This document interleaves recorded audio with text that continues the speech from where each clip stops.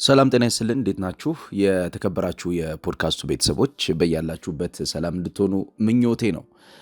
ዛሬ የምናወራው ከዚህ በፊትም ያው ፕሮዳክሽን ሰርቼበታለሁ የኤንዞ ማሬስካ የጨዋታ መንገድና በተለይ ከእሁዱ የአርሰናልና የቼልሲ ጨዋታ በኋላ ስለነበረው አጠቃላይ የቡድኑ እድገት ነው። አሰልጣኝ ኤንዞ ማሬስካ በየጊዜው ራሱን እያሳደገ የመጣ አሰልጣኝ ሆኗል። ያው በተጫዋችነቱ ሞር አታኪንግ ሰርድ ላይ የሚቆይ አይነት ተጫዋች ነበረ። የቲም ባላንስ የሚያስጨንቀውና እንዳውም ሰከንድ ሊደር ኢን ቲም ነበር የሚባለው። የቡድኑ ሁለተኛው መሪ ሰው ሆኖ የሚያገለግል ነው በተጫወተባቸው ቡድኖች ውስጥ። ይሄ ወደ አሰልጣኝነት ሚናው ሲመጣ ይበልጥ አሰልጣኙን በተጫዋችነት ዘመኑ ያካበተውና ያጎለበተውን ልምድ እንዲያገኘው ፈልጎ እንዲያገኘው ረድቶታል። አሰልጣኝ ኤንዞ ማሬስካ አሁን የቼልሲ አሰልጣኝ ሆኖ ሁለተኛ ዓመቱን እያሳለፈ ቢሆንም ከዚህ በፊት ከነበሩት የቼልሲ አሰልጣኞች ለየት የሚያደርገው በሂደት ነገሮችን እየተማረ የኮንሲስተንሲ ጥያቄዎችን እየመለሰ የቡድን ግንባታ ሂደቶች ላይ የራሱን እርማቶች እየሰጠ የተጫዋቾች ምርጫዎቹ ላይ እየተጠነቀቀና በእነዚህ በተጠነቀቀባቸው የተጫዋቾች ምርጫዎቹ የቡድን ግንባታ ሂደቱን እየሰራ የሚገኝ አሰልጣኝ ነው። ከምንም በላይ ደግሞ የኤንዞ ማሬስካ አሁን እየበሰለ የመጣው የውሳኔው አሰጣጥ መንገዱ በቼልሲ ተጫዋቾች ዘንድ ተቀባይነትን እያገኘ መጥቷል። ደጋፊዎችም ስለሱ ቡድን በእርግጠኝነት መናገር የሚችሉበትና እርግጠኛ ሆነው የዘንድሮ የውድድር ዓመት የፕሪሚየር ሊግ እና በቻምፒየንስ ሊግ ተፎካካሪ መሆን የሚችልበት እድል እንደሚሰጣቸው ገብቷቸዋል። ዛሬ ብንመለከተው ኤንዞ ማሬስካ በተለይ በእንግሊዝ ፕሪሚየር ሊግ ውስጥ ከሚገኙት ውስን የዲፕ ቢውልድ አፕ የአይዲያ ፔኔትሬተሮች መካከል አንዱ እንዴት እንደሆነ ይህንን በነማንና እንዴት ሊጫወት እንደሚያስብ የካውንተር አታክ ፌዞቹ ከሶስት በላይ ንክኪዎች ከሶስት ኳስ በላይ እንዳይሄድ የሚፈልግ አሰልጣኝ መሆኑና በእነኚህ የካውንተር አታክ ሲስተሞች ውስጥ ደግሞ ተጫዋቾቹ ኦፕሬት እንዲያደርጉ የሚፈልግበት ስፒድ፣ እውቀት፣ የሜዳ አጠቃቀምና ንባብ ምን መሆን እንዳለበት የሚያስረዳበትን ሐሳብ ለማንሳት እንሞክራለን። ማጣቀሻ የምናደርጋቸው ኮች ቮይስ የተባለው አንድ ዶክሜንተሪና እንዲሁም ትናንትና የወጣው የሜል ኦንላይን ዘገባዎች እንደገናም በራሴ ሰርች ያደረግኳቸው ስለሱ የተጻፉ ጽሁፎች ናቸው። ፖድካስቱን ላይክ ሼር እያደረጋችሁ ለሌሎች እንዲጋራ አድርጉ። ደከም እያላችሁ ነው፣ ሼር አድርጉት። በፌስቡክ በምሰራቸው ፕሮዳክሽኖች ኢንተግሬት ታደርጋላችሁ፣ በጣም ኢንተግሬት ታደርጋላችሁ። የዩቲዩቡን ግን ማሳደግ ይኖርባችኋል።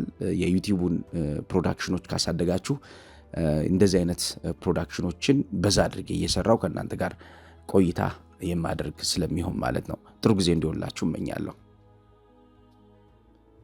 ኤንዞ ማሬስካ በህይወቱ ታታሪ ሰው ነው። አባቱ በጣሊያን ታዋቂ ፊሸርማን ናቸው፣ አሳ አጥማጅ ናቸው። ከ50 ዓመት በላይ አባቱ አሳ አጥምደዋል። ይህንን የሚያደርጉት ህይወታቸውም ተቀየረ አልተቀየረ ስራቸው ስለሆነ የሚያደርጉት ነገር ነው። ከቼልሲና የአርሰናል ጨዋታ በፊት ጋዜጠኞቹ ጥያቄ በጠየቁት ሰዓት የመለሰላቸው ምላሽ ይህንን ነው። አባቴ ላለፉት 50 ዓመታት አሳ አጥማጅ ነበረ።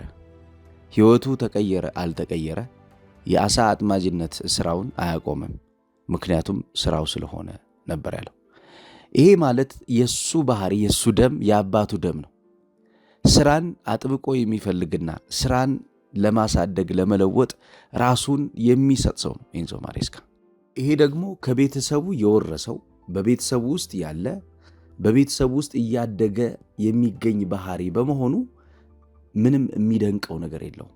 እስኪ እንስማው እንዴት ህይወት አስቸጋሪ እንደሆነ፣ እንዴት አባቱ ፊሸርማን ሆኖ እየሰራ እንደቆየ 75 ዓመቱ ቢሆንም በ75 ዓመቱ ውስጥ ከ50 ዓመት በላይ የሚሆነውን ግን ሁሌም ሌሊት እየተነሳ እስከ እኩል ሌሊት ድረስ እየሰራ የሚቆየው አባቱ ምን ያክል ጠንካራ እንደሆነ የገለጸበትን እንስማው። My father is 75 years old, and for 50 years he has been fisherman, working for 2 o'clock in the morning until 10 o'clock in the morning. This is hard in life. ያው በህይወት በጣም አስቸጋሪ ነገር እንዳለ የሚያረጋግጥ ነገር ነው ኤንዞ ማሬስካ የተናገረው። ከታታሪ ቤተሰብ የተወለደው ኤንዞ ማሬስካ ሁሌም ቢሆን አዳዲስ ነገሮችን ለማግኘት የሚሞክርና የያዘውን ነገር የማይለቅ አሰልጣኝ ነው። አሰልጣኝ ኤንዞ ማሬስካ በተጫዋችነት ዘመኑ በሜዳ ውስጥ ቡድኑ በሚፈልጋቸው ጥያቄዎች ውስጥ የሚገኝ ነው። እነኚህን ጥያቄዎች የሚመልስበት ብስለቱ ብዙዎቹ ቀድሞ አሰልጣኝ ይሆናል ብለው ካሰቧቸው ሰዎች ቀድሞ አሰልጣኝ የሆነና የተሳካለት ነው። በፔፕ ጋርዲዮላ ስር በነበረበት ሰዓትም ኤንዞ ማሬስካ ጋርዲዮላ ሲናገር እንዲህ ይላል፣ ሁሌም አዳዲስ ነገሮችን ይፈልጋል፣ ከሰዎች ይማራል፣ ሐሳቦች ይሰጣል። በእግር ኳስ ውስጥ መለወጥን የሚፈልግና እግር ኳስ ከሚፈልጋቸው አዳዲስ ነገሮች ጋር በከፍተኛ ሁኔታ የሚገናኝ ሰው ነው ይለዋል ፔፕ ጋርዲዮላ። የጋርዲዮላ ትምህርት እንዲሁም እሱ በተጫዋችነት ዘመኑ እንዲሁም በአሰልጣኝነት የኮርስ ጉዞ ውስጥ በወሰዳቸው ሐሳቦቹ እንግዲህ አሰልጣኝ ኤንዞ ማሬስካ የስልጠና ዘመኑን ከጀመረ በኋላ አሁን ኤሊት ቡድን ውስጥ ቼልሲ ውስጥ እየሰራ ያለበት ሐሳቡ በተለይም ደግሞ ከተጫዋቾች መንገድና ከተጫዋቾች የእንቅስቃሴ ጥራት ጋር አብሮ የሚሄድ በመሆኑ ቼልሲን እየገነባበት ያለው መንገድ የሚያዋጣ መንገድ እንደሚሆን ግልጽ ነው። ኤንዞ ማሬስካ በባህሪው እንደዚህ አይነት ሰው ነው። ቁጡ ሰው ቢሆንም ውስጡ ግን ነገር የማይዝና ከተጫዋቾች ጋር ተግባቦቱ ጥሩ የሆነ ለውሳኔዎች ቶሎ የማይቸኩል በእርጋታ ግን ትክክለኛ ውሳኔዎችን የሚወስን ሰው እንደሆነ ይናገራሉ። የማሬስካ የጨዋታ አፕሮች ፖዚቲቭ ፖሴሽን አፕሮች ነው። የዚህ የፖሴሽን ፖዚቲቭ አፕሮቹ በትዕግስት የኳስ ግንባታ ሂደቱ ላይ የሚቆይ እንዲሆን ይፈልጋል። ለምሳሌ በአርሰናልና በቼልሲ ጨዋታ ወቅት የእሁዱን ጨዋታ ደግማችሁ ተመልሳችሁ ከተመለከታችሁ የኋላ ተከላካዮቹ ትዕግስተኛ እንዲሆኑ በተደጋጋሚ ተች ላይኑ ላይ ቆሞ ይጮዋል። ምክንያቱም ጥድፊያ አስፈላጊ እንዳልሆነ ስለሚያውቀው። ከኋላ እርጋታ ውስጥ ሆናችሁ እንቅስቃሴው የምትጀምሩ ከሆነ የፊት መስመሩን የማጥቃት ጥራትና ስለት ማስተካከል ትችላላችሁ ብሎ የሚያስብ አሰልጣኝ ነው። የኋላን ጥራት የተሻለ ከፍ በማድረግ ከኋላ ያለውን አቅም በማጉላት ወደ አማካኝ ክፍል የሚሄዱና የሚሸጋገሩ የማጥቃት መንገዶችን እነዚህን አታኪንግ አውትሌቶችን የሚቆጣጠር ስልጣን ለተጫዋቾችም ለእንቅስቃሴም የሚሰጥና የሚፈቅድ አሰልጣኝ ነው ኤንዞ ማሬስካ። አሁን በአርሰናሉ ጨዋታ ከተመለከታችሁት የአርሰናሉ የጨዋታ እንቅስቃሴ 4-3-3 የሚመስል የጨዋታ እንቅስቃሴ ቢሆንም ሽፍት የሚያደርግባቸው ግን ሁለት የጨዋታ ቅርጾች አሉት። 4-2-3-1 ወይንም ደግሞ በ3-2-5 የጨዋታ ቅርጽ ውስጥ ይቆያል። እነዚህ ኳስ በሚያጣና ኳሱን ይዞ ወደ ማጥቃት እንቅስቃሴ ወደ ተጋጣሚ ቀጠና በሚገባበት ሰዓት ቡድኑ ኦፕሬት እንዲያደርግ ስልጣን የሚሰጥበት የጨዋታ መንገዶቹ ናቸው። የግብ ጠባቂው ከኋላ ወደ ተከላካይ መስመሩ ጆይን የሚያደርግበት መንገድና እንዲሁም የነ ኩኬሪያና እንዲሁም በግራ መስመር የሚገኙ ተጫዋቾች እንደነ ማሎ ጉስቶ አይነት ተጫዋቾችም ወደ መሃል ገብተው የአማካኝ ክፍሉን እንዲያግዙት የሚፈቅድ አሰልጣኝ በመሆኑ የተጫዋቾችን ኦቨርሎድን በአግባቡ ኦፕሬት ማድረግ የሚችል ቡድን መገንባት ይፈልጋል። ለምሳሌ ፎፋናና ቻሎባህ ነበሩ የመሃል ተከላካዮቹ። በጣም የሚደንቀው ይሄ ቡድን በ4-3-3 እና በ4-2-3-1 የጨዋታ ፎርሜሽን ውስጥ በሚቆይበት ሰዓት ማሎ ጉስቶ እና ኩኬሪያ ወደ መሃል ጆይን በሚያደርጉበት ሰዓት ሬስ ጄምስ እና ሞይስ ካይሲዶን ወደፊት ስለሚገፏቸው ይሄ የማጥቃት እንቅስቃሴውን ህይወት ይበልጥ ስለሚጨምር የማጥቃት እንቅስቃሴው በቁጥር ያደገና ለተጋጣሚ ጫና የሚፈጥር ይሆናል ማለት ነው። በመከላከል አደረጃጀት ውስጥ ሳንቼዝ በዌስሊ ፎፋናና እንዲሁም በትሬቨር ቻሎባህ መካከል በሚቆምበት ጊዜ የቼልሲ የተከላካይ መስመር ክፍል ወደ 3 ይቀየራል ማለት ነው። ይሄ በመከላከሉና በማጥቃቱ እንቅስቃሴ ውስጥ የቁጥር ብልጫን ይበልጥ በማሳደግ የተሻለ ጥራት ያለው ቡድን እንዲኖር ያደርገዋል ማለት ነው። ይሄ ማለት 3-3-5 ይሆናል ማለት ነው። 3-5 በሚሆንበት ሰዓት የማጥቃት እንቅስቃሴው ይበልጥ ደግሞ እየተደራጀ እንዲጀመር የሚያደርገው በግብ ጠባቂው ሳንቼዝ ንክኪዎች ይሆናል ማለት ነው። ሳንቼዝ በአርሰናሉ ጨዋታ የማጥቃቱ የመጀመሪያዎቹ ሐሳብ ቆስቋሽ ከነበሩ ተጫዋቾች መካከል አንዱ እንደነበረ የምናስታውሰው ነው። የፉልባኮቹ ሚና ግን ከምንም በላይ የተሻለና ያደገ ነው። በተለይም ደግሞ ፉልባኮቹ 2 ነገሮችን ማድረግ ይጠበቅባቸዋል። በአርሰናሉ ጨዋታ ቡካዮ ሳካን ሲያስጨንቀውና ቡካዮ ሳካን ወደ መሃል ገብቶ አላስፈላጊ ፖዚሽኒንግ ውስጥ እንዲገኝ ሲያደርግ የነበረውን ኩኬሪያን ከተመለከታችሁት የፉልባኮቹ ሚና ያ ነው። ፉልባኮቹ ከት ኢንሳይድ ኤንድ ስቴይ አት ዳት ፖይንት ነው የሚላቸው። ቆርጠው በመግባት ወደ አማካኝ ክፍሉ የሚገኘውን ያን ቀዳዳ በመሸፈን የአማካኝ ክፍሉ ለሌሎች የተቃራኒ ቡድን ተጫዋቾች የሐሳብ ማስተንፈሻ ወይም ደግሞ የሌላ ቀዳዳ መሮጫ እንዳይሆን ያደርጋሉ። መከላከሉን በአማካኝ ክፍል እንቅስቃሴዎች ውስጥ በሚገኙ ጥራት ባላቸው ተጫዋቾች ዲስኮምፎርት በማድረግ እነሱን ምቾት እንዳይሰማቸው በማድረግ ንክኪዎች ውስጥ እንዲገኙ ይፈልጋል። እንዲያውም ኩኬሪያ 2 አደገኛ የሆኑ ንክኪዎችን ቡካዮ ሳካ ላይ ፈጽሟል። ይሄ የታቀደበት ንክኪ ነው። የኃይል ጨዋታ አይደለም። በነገራችን ላይ አንዳንዶቹ የኃይል ጨዋታ ነበር፣ የቼልሲ ጨዋታ የኃይል ጨዋታ ነበር የሚሉ አሉ። አይደለም፣ የኃይል ጨዋታ አይደለም። የቼልሲ ኤንዞ ማሬስካ የጨዋታ ታክቲክ መንገድ ነው። ተጫዋቾችን ዲስኮምፎርት እንዲኖራቸው፣ ምቾት እንዳይሰማቸው ማድረግ፣ ተጫዋቾች ምቾት ተሰምቷቸው እንዲወጡ ማድረግ በራሱ የታክቲኩን ብልጫ የሚወስዱበት መንገድ ስለሚሆን የታክቲኩን ብልጫ የሚወስዱበት መንገድ ከእጃቸው ለማስወጣት ምን ማድረግ አለባቸው?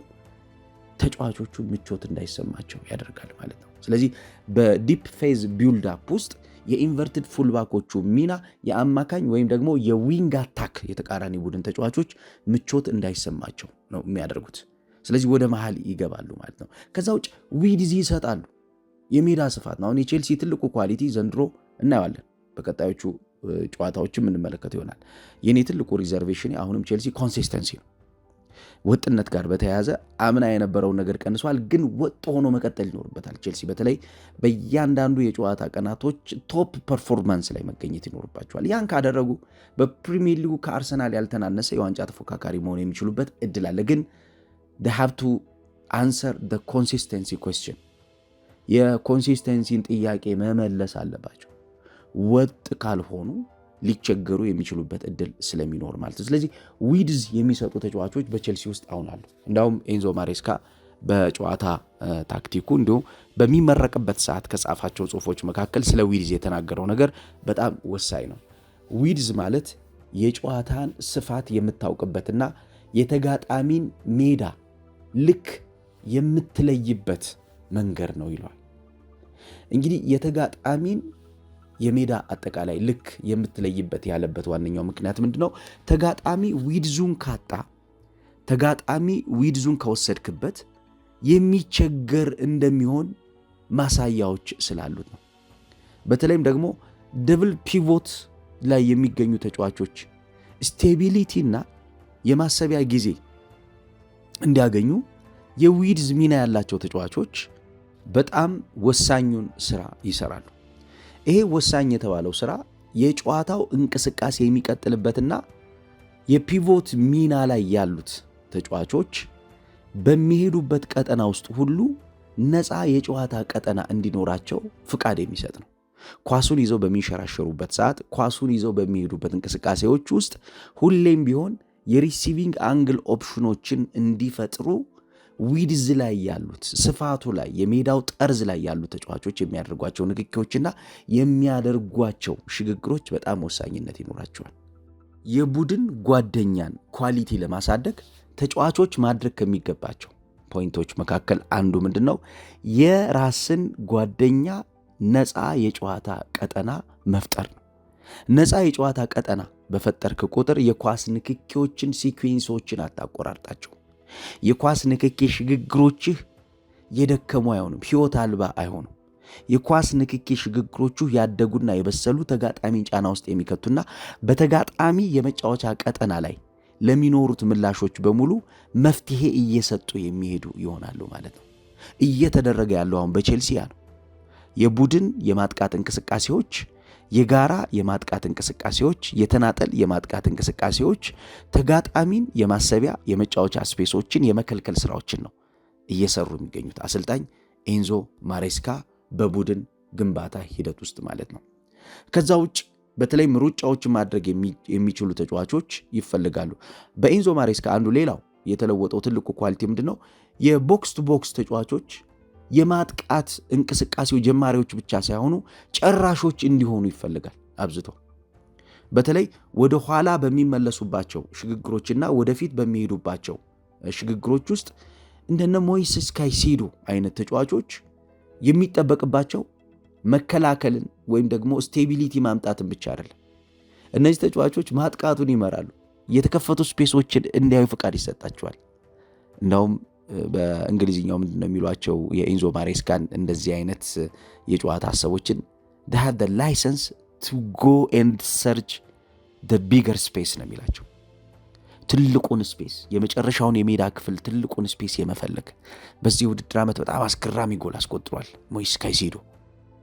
ይሄ ጎል እንደምታስታውሱት ከሊቨርፑል ጋር በነበራቸው ጨዋታ የመጀመሪያው ጎል ነበር። ንክኪው በጣም ይገርማል። የሚገርመው ፉልባኮቹ ኢንቨርትድ ያደረጉት ፉልባኮቹ ወደ መጨረሻው የሜዳ ክፍል ለሱ ምቹ የሆነ ንክኪ የማድረግ ስልጣን ስለሚሰጣቸው ያው ወደ መሃል ገብቶ አቮይዲንግ ትራንዚሽን እና ኢንቨርትድ ፉልባኮችን ኦፕሬሽን ላይ በጣም ትኩረት ስለሚያደርጉ አሰልጣኝ ኤንዞ ማሬስካ የመጨረሻውን ጎሉን ከማስቆጠሩ በፊት ኳሱን የነካውን ተጫዋች ማን እንደሆነ መገመት ትችላላችሁ?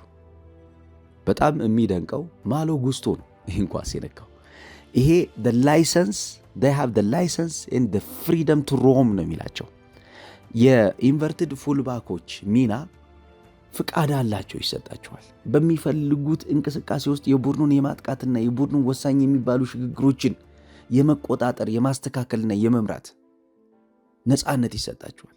የመቆጣጠር የመምራትና የማስተካከል ነፃነት ስለሚሰጣቸው ይሄ የሚሰጣቸውን ነፃነት እስከ መጨረሻው የተጫዋቾች ሰፖርቲንግ ሮሉን እንዲቀበሉት እንዲሸከሙት በማድረግ ትልቅ ስራ ይሰራሉ ማለት ነው። ይሄንን ነው እንግዲህ ያደረገው ማለት ነው። ይሄንን በሚያደርግበት ሰዓት እያንዳንዱ የጨዋታ የማጥቃት ሽግግር በየትኞቹ ተጫዋቾች እንደሚመሩ ለተጋጣሚ ቡድን አስቸጋሪ ስለሚሆን፣ ለተጋጣሚ ቡድን ፈታኝ ስለሚሆን ተጋጣሚ ቡድን በእንቅስቃሴ የሚጠብቀው አይነት ቡድን ይሰራል ማለት ነው። አሁን ለተጋጣሚ በጣም አስቸጋሪ፣ ለተጋጣሚ እጅግ ፈታኝ ይሆናል ማለት ነው። አሁን ያለው የቼልሲ የማጥቃት እንቅስቃሴና አሁን ያለው የቼልሲ አጠቃላይ የቡድን እድገት ያን ነው የሚያሳየው። የቲሙ ዋነኛው ስትራክቸር ከኋላ ኳስን በትዕግስት መጀመርና እንዲሁም ፕሬሲንግ ሃይ በጣም በከፍተኛ ሁኔታ መጫንና ተጭኖ ተጫውቶ ተጋጣሚን ማሳሳት ስለሆነ ይህንን እንቅስቃሴ ቡድኑ እንዲደጋግም ነው የሚያደርገው። ምክንያቱም የኦፕሬሽኑ የማጥቃት ኦፕሬሽኑ ወሳኙ ፓርቲ ይሄ ስለሆነ ቡድኑ እነዚህን ሐሳቦች እየደጋገመ የተሻለ የማጥቃት እንቅስቃሴዎችን በፈጠረ ቁጥር ተጋጣሚ ዋነኛውና ትልቁ ነገር የማሰቢያ ጊዜው እያጠረ ይመጣል። ተጋጣሚ የተሻለ ሊያስብ የሚችልባቸው፣ ተጋጣሚ የተሻለ ሊያድግ የሚችልባቸው ሂደቶቹን ያጣል ማለት ነው። ስለዚህ መደጋገሙ ለቡድኑ ዋስና እንደሆነ አሰልጣኝ ኤንዞ ማሬስካ በሚገባ የሚያውቀው ነው። ከዛ ውጭ የዲፕ ቢልድ አፕ እንዳለ ሆኖ ደግሞ የፎርሜሽን ለውጦችን በማድረግ በእንግሊዝ ፕሪሚየር ሊግ እጅግ በጣም ስማርት ከሚባሉ ኮቾች መካከል አንዱ ነው ኤንዞ ማሬስካ። ለምሳሌ በአርሰናል ጨዋታ ወቅት የቼልሲን ቡድን ስትራክቸር የቀየራቸው የጨዋታ ፎርሜሽኖቹ ለውጦቹ አርሰናሎች የተሻለ እንዳይሆኑ፣ በጨዋታው የሚፈልጓቸውን ስፔሶች እንዳያገኙ፣ የሚፈልጓቸውን የመሮጫ ቀዳዳዎች እንዳይከፍቱ ደጋግመው ደፍኖባቸዋል። ለምሳሌ በ4-3-3 የጨዋታ ፎርሜሽን ይቀየርባቸዋል። ይሄ ሽፍት ሲያደርግ ደግሞ ወደ ዲፌንሲቭ ስትራክቸር ሲመጣ ደግሞ 4-2-3-1 ይመጣል። እንደገና ደግሞ ወደ ማጥቃት ሐሳብ ደግሞ ሲሄድ 3-2-5 ይቀየራል። አሁንም እንደገና ወደ ማጥቃት እንቅስቃሴ ደግሞ በሚቀይርበት ሰዓት ለምሳሌ ሁለቱ ሴንተር ባኮች ማለትም ቻሎባህና አብሮት የሚጣመረው ሌላኛው የቡድን ጓደኛው ፎፋና በመካከላቸው ሳንቼዝን ካስገቡት በኋላ 3 የተከላካይ ፎርሜሽን ይሰራሉ ማለት ነው። ይሄ 3 የመከላከል አደረጃጀት 2 የአማካኝ የፒቮት እነሱን ሰፖርት የሚያደርግ እንደገና ፊት መስመር ላይ ደግሞ ምን ይሆናል ማለት ነው 6 የማጥቃት ባህሪ ያላቸው ነገር ግን ተመልሰው ታጥፈው ደግሞ አማካኙ የሚሸፍኑና የተከፈቱ ቀዳዳዎች እንደገና የሚዘጉ ነገር ግን ዳርት የሚያደርጉ ሄደው ወግተው ማጥቃቱን የሚመሩ ደግሞ ተጫዋቾች ይኖራሉ ማለት ነው። ይሄ ሞቢሊቲ የማይቆይ ሞቢሊቲ ነው። የሚፈርስ ወዲያውኑ ስትራክቸሩን የሚያጣ እንደገና መልሶ ደግሞ አስፈላጊ በሆነበት እንቅስቃሴ ውስጥ እንደገና ስትራክቸሩን መልሶ የሚያገኝ ነው። ይሄ ማለት እንግዲህ እነኚህ 4 ነገሮች ለሱ በጣም ወሳኝ ናቸው። ፖሴሽን፣ ፕሮቫይዲንግ ኑሜሪካል አድቫንቴጅ፣ ጊቪንግ ኖ ስፔስ ቱ ዘ ኦፖነንት፣ እንደገና ፍሉድ አታኪንግ ሙቭመንቶችን ያገኝበታል ማለት ነው። በተለይ ይሄ ፍሉድ የሚንቀሳቀሰው የማጥቃት እንቅስቃሴ አብዛኛውን ጊዜ ስፔሶችን በማጥቂያ መስመሮች መካከል መፍጠር ነው። የማጥቂያ መስመሮች አብዛኛውን ጊዜ የሚከፈቱበት እድል ዝቅተኛ ስለሆነ የማጥቂያ መስመሮች የሚከፈቱበትን እድል ደጋግሞ እንዲያገኙ ማድረግ ነው።